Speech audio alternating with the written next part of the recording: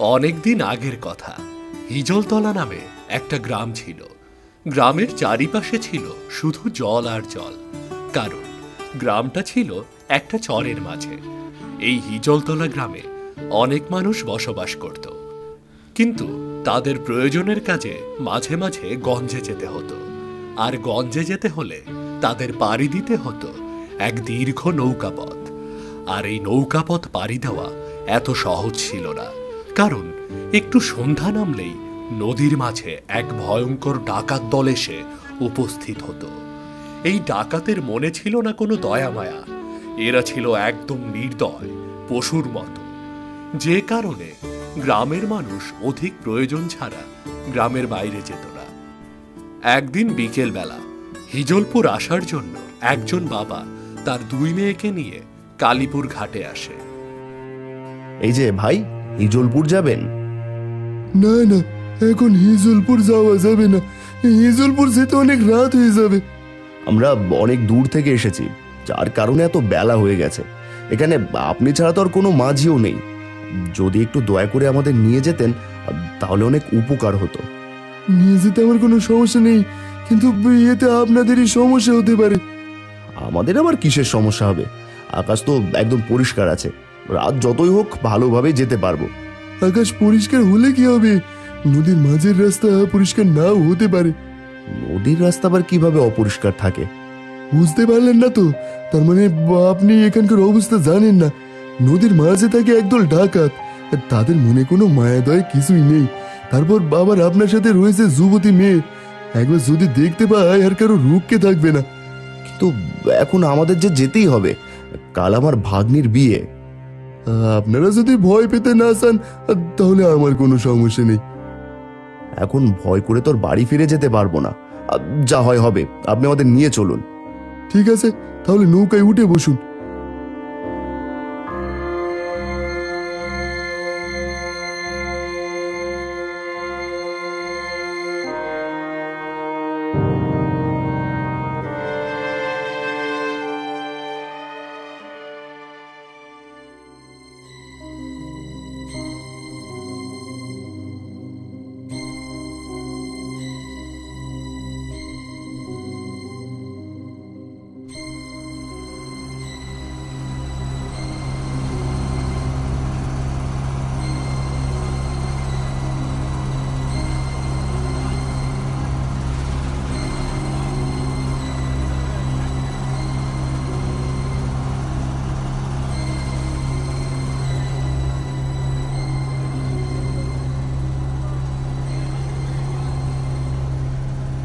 সর্দার, ওই যে একটু দূরে আলো দেখা যাচ্ছে, মনে হচ্ছে ওখান দিয়ে কেউ নৌকা নিয়ে যাচ্ছে। তাহলে আর দেরি করছিস কেন? তাড়াতাড়ি চল। হ্যাঁ, বেগুনে নিয়ে যাচ্ছি। এই নৌকো ওই আলোর দিকে নিয়ে চল।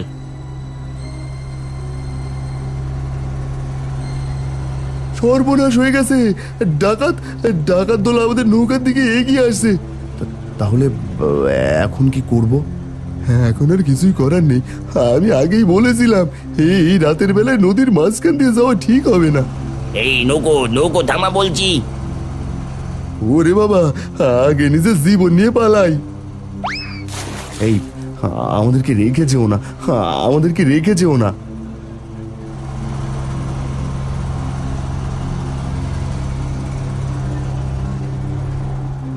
এই যা, ওদের কাছে কি আছে সব নিয়ে আয়। এই তোদের কাছে কি আছে বের কর। আমাদের কাছে কিছুই নেই, শুধু সামান্য কয়টা টাকা আছে। এই সর্দার, সামান্য কয়টা টাকা ছাড়া এদের কাছে তেমন কিছু নেই, কিন্তু একটা সুন্দরী মেয়ে আছে। তাহলে আর দেরি করছিস কেন? সুন্দরীকে তুলে নিয়ে আয়। না না, আমার মেয়েটা কথা বলতে পারে না। এই বোবা মেয়েটাকে নিও না, তোমাদের হাতে পায়ে ধরি, আমাদের ছেড়ে দাও। কথা বলতে পারে না? তাহলে তো আমাদের জন্য আরো ভালো হবে।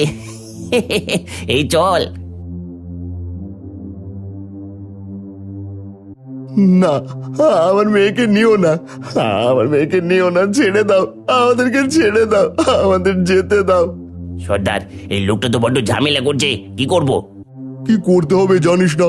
মেরে পানিতে ভাসিয়ে দে, তারপর ওর মেয়েকে তুলে নিয়ে আয়। কিন্তু সর্দার, এই ছোট মেয়েটাকে কি করব?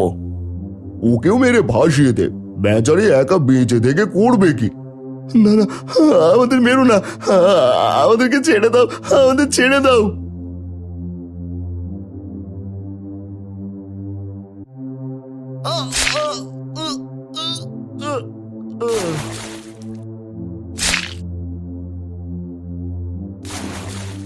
সত্যি মেয়েটা তো দেখতে ভারী সুন্দর। আজকে রাতটা জমবে ভালো। হ্যাঁ সর্দার, এর সাথে মেয়েটা কথাও বলতে পারে না, কোনো আওয়াজও করতে পারে না। ঠিক আছে, যাও ওকে নিয়ে ভেতরে যাও।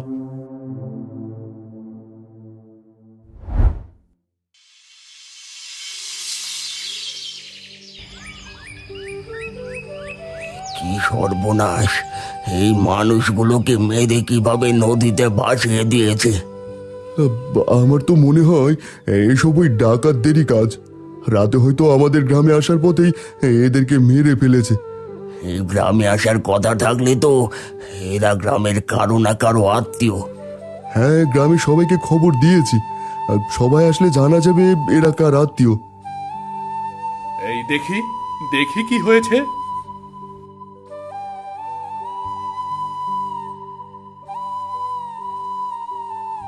হায় হায়, এ কি সর্বনাশ! এ কি সর্বনাশ হলো! কি হয়েছে রে জাবেদ, তুই এমন কান্না করছিস কেন? কাকা, এরা আমার মামা আর দুই মামাতো বোন। আপনারা তো জানেন আজ আমার বোনের বিয়ে, এজন্য কাল আমাদের বাড়িতে এদের আসার কথা ছিল।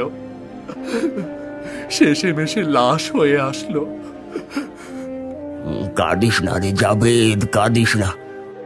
এখন আমি কি করব? আজকে আমার বোনের বিয়ে, এখন এদেরকে ফেলে কি করে আমি আমার বোনের বিয়ে দেব? বাবা জাবেদ, তুই আর কাঁদিস না। যা, তুই গিয়ে তোর বোনের বিয়ে দে, আর আমরা এদের দাফন কাফনের ব্যবস্থা করছি। হ্যাঁ, যত ক্ষতি হোক বোনের বিয়ে তোর আটকানো যাবে না। যা, তুই গিয়ে তোর বোনের বিয়ের ব্যবস্থা কর, আর আমরা সবাই মিলে এদের কাজ সম্পূর্ণ করছি। যা বাবা, যা। মামা, মামা। কাঁদিস না বাবা, কাঁদিস না। যা, আর এই ঘটনা আজকের মতো তোর বাড়িতে জানাস না। তোর বোনের বিয়ে হয়ে গেলে তারপর জানাস। যা মামা।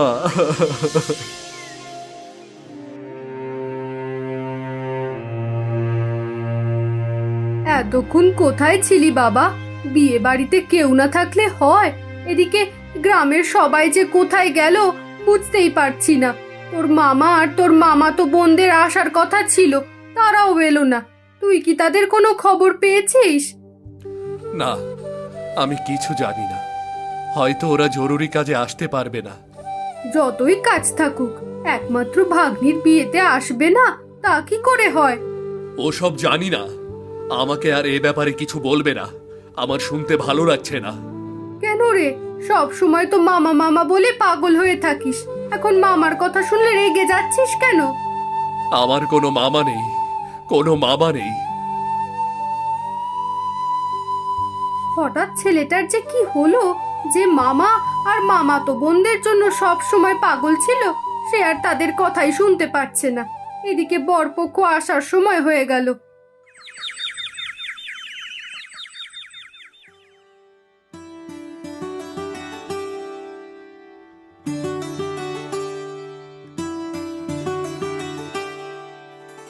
জাবেদ, জাবেদ, তাড়াতাড়ি বাইরে আয়।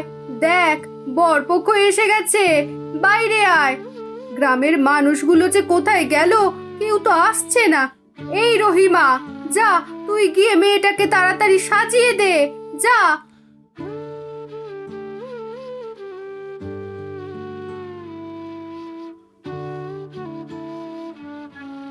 এ কি বিয়ান? বিয়ে বাড়িতে তো কাউকে দেখতে পাচ্ছি না। বুঝতে পারছি না হঠাৎ সবাই গেল কোথায়। আশেপাশে সবাইকেই তো দাওয়াত করেছি, সবাই এসেছিল, কিন্তু হঠাৎ সবাই যে কোথায় গেল বুঝতেই পারছি না। বসুন, আপনারা বসুন। হ্যাঁ বসছি, কিন্তু আপনাদের নদীর পাড়ে দেখলাম অনেক মানুষ জড়ো হয়ে আছে। হয়তো বিয়ে বাড়ি সবাই ওখানেই গেছে। কিন্তু নদীর পাড়ে সবাই জড়ো হয়েছে কি করতে? তা বলতে পারবো না, আমরা তো আর ওখানে যেতে পারি না। হ্যাঁ হ্যাঁ, আপনি ঠিকই বলেছেন। আপনারা সেখানে যাবেন কি করে? আচ্ছা, আপনারা বসুন, আমি আপনাদের খাওয়া দাওয়ার ব্যবস্থা করছি। হ্যাঁ, যা করার তাড়াতাড়ি করুন। আর শুনেছি রাতের বেলা ওই নদীতে ডাকাত পড়ে, তাই দিন থাকতেই আমাদের নতুন বউ নিয়ে চলে যেতে হবে। হ্যাঁ হ্যাঁ, আপনি ঠিকই বলেছেন। তবে চিন্তা করবেন না, সময় মতোই আপনারা পৌঁছাতে পারবেন। চলো মা, চলো তাড়াতাড়ি এনাদের খাবারের ব্যবস্থা করি।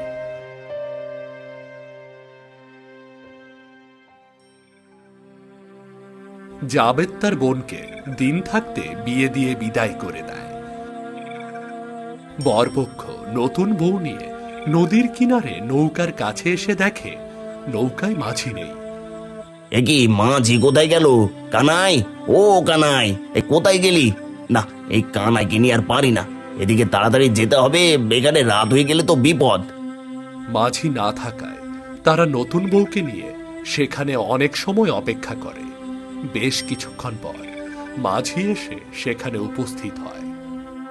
এ কিরে কানাই, তুই এতক্ষণ গিয়েছিলি কোথায়? জানিস না আমাদের দিন সকালে যাওয়া দরকার ছিল, এখন তো যেতে যেতে অনেক রাত হয়ে যাবে। হঠাৎ পেটটা খারাপ হয়ে গিয়েছিল, বারবার পেট খালি করতে হচ্ছিল। এদিকে আশেপাশে তেমন জায়গাও নেই, তাই ওই পাশে জঙ্গলটাতে গিয়েছিলাম। ঠিক আছে ঠিক আছে, তাড়াতাড়ি এবার আমাদের নিয়ে চল, রাস্তায় কোনো বিপদ না হলেই হয়। হ্যাঁ, এখনই নিয়ে যাচ্ছি।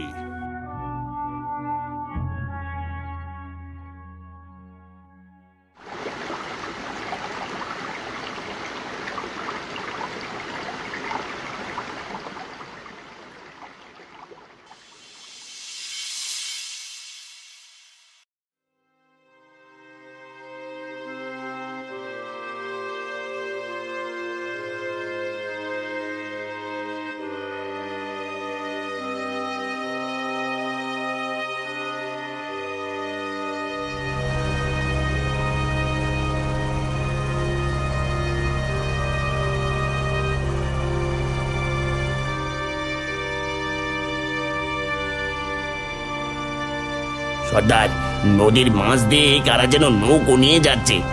তাহলে তাড়াতাড়ি নৌকাটাকে ধর, যা। এই তাড়াতাড়ি নৌকো ওই আলোর দিকে নিয়ে চল।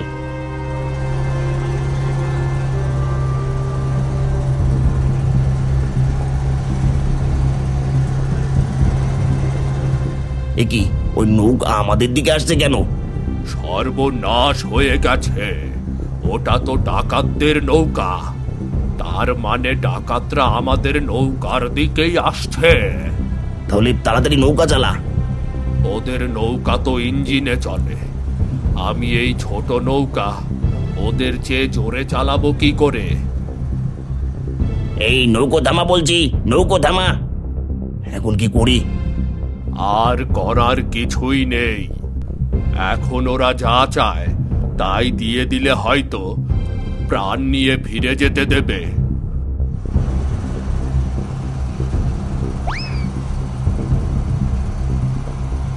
বাবা বাবা বাবা, এই তো দেখছি বিয়ের নৌকো। সর্দার, এটা বিয়ের নৌকো। তাহলে সোনা দানা যা থাকবে সব নিয়ে আয়।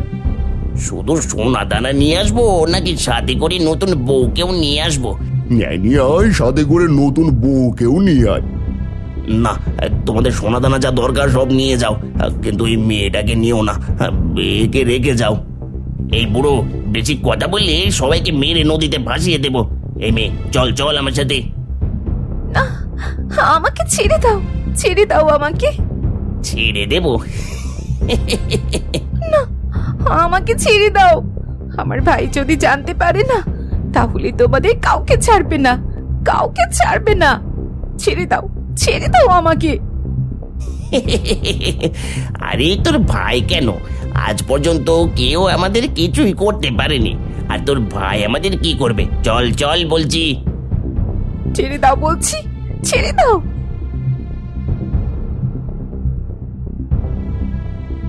সেটা দেখুন কত সুন্দর। বাবা বাবা বাবা বাবা, সত্যি তো অনেক সুন্দর। এই তোরা যা, কাল নদীর তীরে রেখে যাবো, এসে নিয়ে যাস।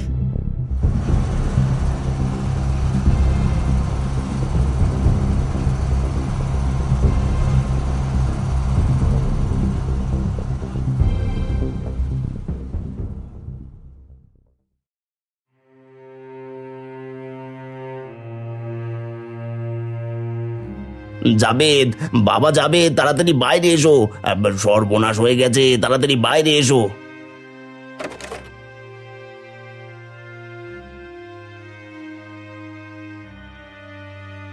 আপনারা এত রাতে? আর আমার বোন কোথায়? সর্বনাশ হয়ে গেছে, ওই ডাকাতরা তোমার বোনকে তুলে নিয়ে গেছে। কি? ওই ডাকাতরা আমার মেয়েকে তুলে নিয়ে গেছে? ওরে জাবেদ, কি সর্বনাশ হলো রে আমার!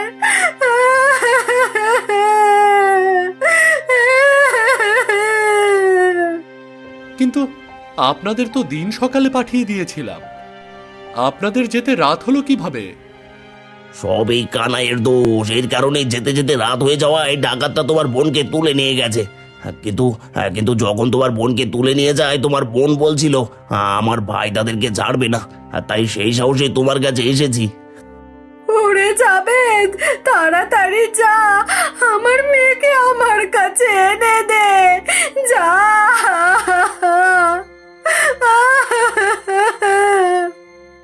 হ্যাঁ মা, শুধু আমার বোনকে নিয়ে আসবো না, তার সাথে আমার মামা আর মামাতো বোনদের মৃত্যুর প্রতিশোধ নেব।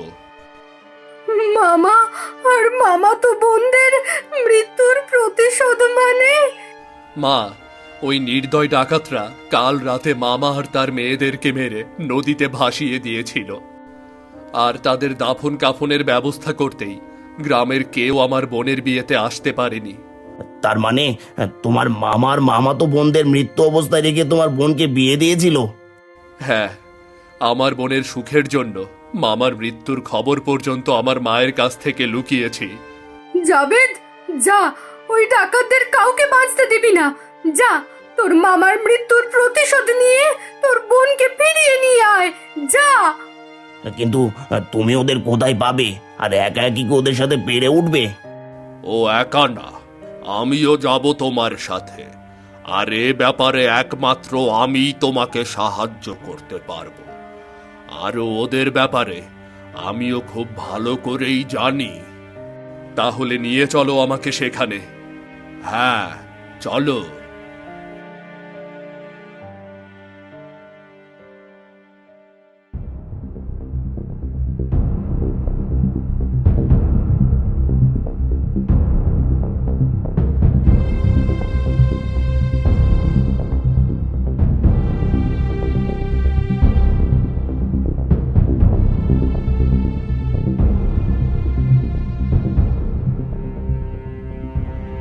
এই এই তোরা কারা? এখানে এসেছিস কেন? আরে যোগু দাদা, আমাকে চিনতে পারছো না?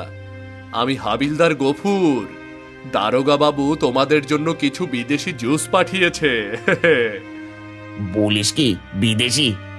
হ্যাঁ, একদম খাঁটি বিদেশি। তাহলে তাড়াতাড়ি আয়, তাড়াতাড়ি আয়। সর্দার কই? সর্দারকে তো দেখতে পাচ্ছি না। সর্দার জরুরি কাজেই মাত্র ভেতরে গেল। দে মাল দে। হ্যাঁ, মাল তো দেবই, কিন্তু দারোগা বাবু ওই জরুরি কাজের জন্যই আমাকে এখানে পাঠিয়েছে। তোমরা নাকি একটা নতুন বউ ধরেছ? হ্যাঁ ধরেছি, তাতে কি হয়েছে? মাঝে মাঝে তো দারোগা বউকেও পাঠিয়ে দি। হ্যাঁ দাও, এজন্যই তো দারোগা বাবু আমাকে পাঠালো। তোমরা যে মেয়েকে ধরে রেখেছ, ওই মেয়ের বাড়ির লোক থানায় গিয়ে মামলা করেছে। না না, এখন মেয়েটাকে দেওয়া যাবে না। সর্দার এই মাত্র মেয়েটার কাছে গেছে। তাহলে তাড়াতাড়ি আটকাও। আর তিনি যদি একবার তোমাদের ওপর মন খারাপ করে, তাহলে কাল থেকে তোমাদের ধান্দা বন্ধ হয়ে যাবে। আর মেয়েটাকে আমার কাছে দিয়ে দাও। ঠিক আছে, তুই এদের কাছে মাল দে, আমি সর্দারকে বলছি। হ্যাঁ, তাড়াতাড়ি যাও। আর দেখো, মেয়েটার গায়ে যেন কোনো আঁচড় না লাগে। হ্যাঁ দেখছি।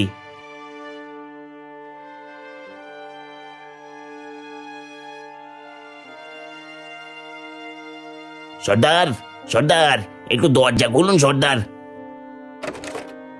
এই অসময় ডাকছিস কেন? দারোগা বাবু হাবিলদারকে দিয়ে বিদেশি মাল পাঠিয়েছে, আর এই মেয়েটাকে দারোগা বাবুর জন্য পাঠিয়ে দিতে বলেছে। দারোগা বাবু পাঠিয়েছে? হ্যাঁ, মেয়ের বাড়ির লোক থানায় গিয়ে মামলা করেছে। কি আর করার, এখন বিদেশি মাল খেয়ে রাত পার করতে হবে। এই মেয়ে, বেরিয়ে এসো।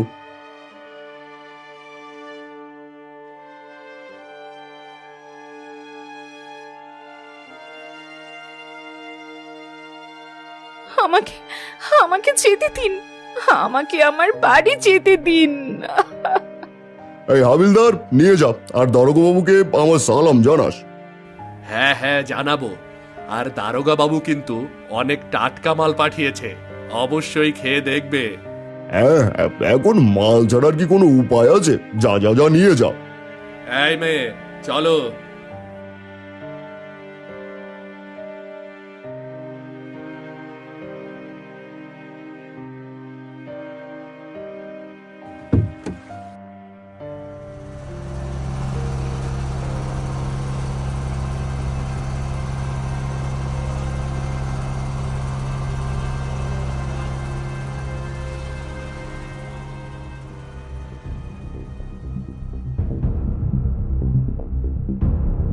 সর্দার, মালটা আসলে অনেক কড়া, একবার খেয়ে দেখুন। দে তো দেখি কেমন করা। জাবেদ বুদ্ধিমত্তা দিয়ে তার বোনকে ডাকাতের হাত থেকে বাঁচিয়ে নিয়ে যায়, আর ঘুমের ওষুধ মেশানো মদ ডাকাতদের দিয়ে যায়।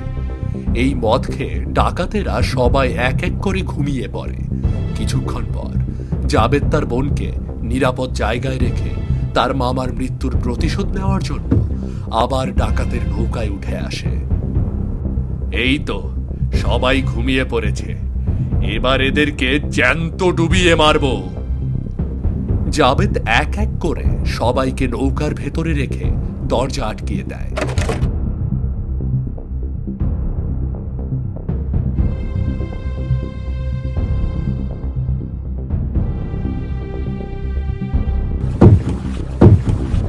তারপর নৌকায় একটা বড় ছিদ্র করে জাবেদ কানাইয়ের নৌকায় উঠে পড়ে।